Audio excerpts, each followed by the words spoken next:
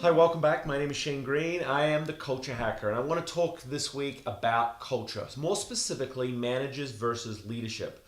Now, John Kotter probably said it best. You need to be able to combine both strong leadership with strong management so they can balance each other out. The problem is we see in a lot of organizations today is that there's too much emphasis on the management.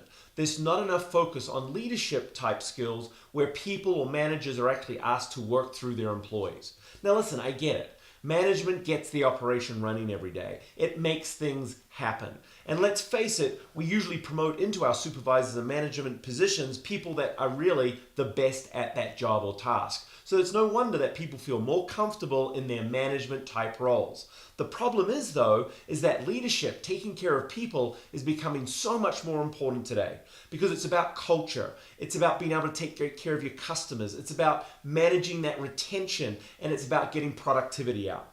So here's a couple of things that companies need to think about as they start to get that balance back and focus more on leadership. The first and probably the easiest one is start leadership development before you give someone a title. You see, what happens most of the time is we promote the best employee, they become a supervisor or manager, and all of a sudden we put them through leadership development. By then, it's almost too late. We should start straight away developing the type of leadership skills around coaching and communication that will really make a difference with them. So think about that. The next thing that I want you to think about is your incentive and bonus plan for your managers. So many times I go into organizations and the bonus and incentive plans is based around numbers, it's based around the operation, it's based around just results. The problem is that many of those leadership type tasks, like developing people, like doing things the right way, adhering to values and expectations, recognition, communication, all those pieces aren't even thought about as part of that bonus plan.